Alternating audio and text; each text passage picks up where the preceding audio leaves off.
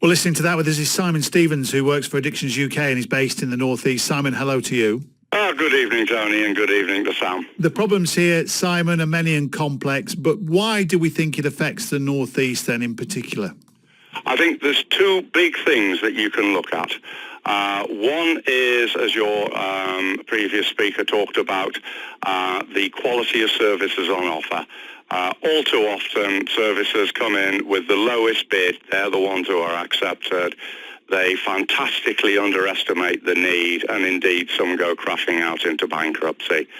The level of training, I mean, the staff that work for them do a brilliant job, but they lack the level of personal expertise often, or actually professional training. We need doctors, we need psychologists, we need qualified counsellors.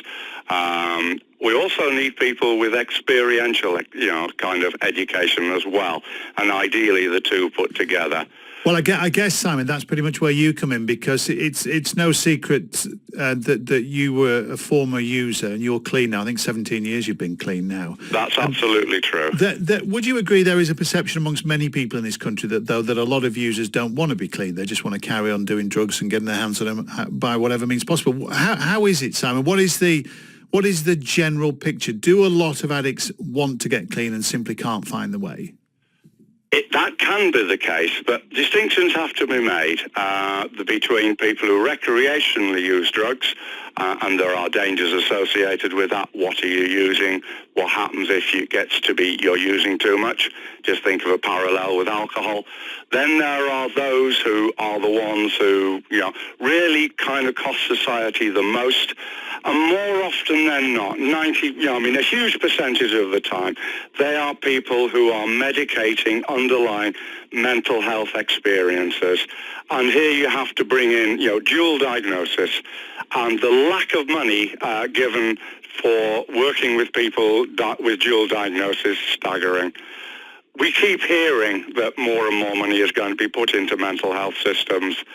However, it would appear that when people try to access those systems as provided by the NHS, and I'm not deriding the staff there, they're doing a brilliant job, but there is simply not enough help given to people with mental health difficulties. It is no wonder that they experience through growing up that drugs seem to take away some of these big issues for them.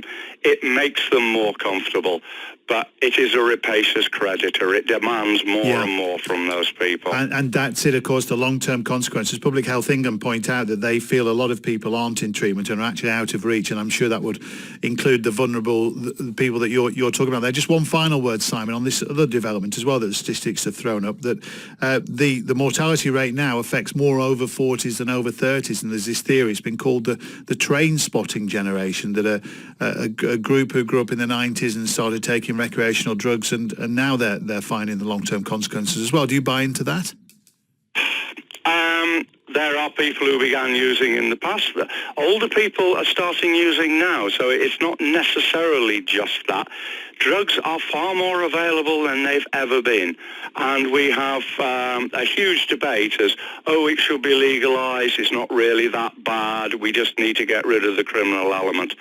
And this really does send out a confusing message to people. On the one hand, we're told quite clearly we shouldn't be smoking. On the other hand, cannabis, hey, let's legalise it.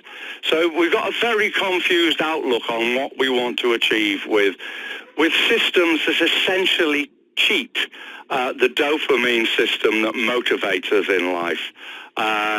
All drugs, alcohol, are cheats that give us an overdose of that dopamine. It gets down to being human beings. It's not about society, it's about each of us as a human being. Simon, we could talk for longer, but sadly we've got to end it there. Thank you very much. Simon, you're welcome. Simon Thank you. Stevens there from Addictions UK. And just to mention, Phil Williams is here from 10:30 tonight. He's going to have more on this with Fiona.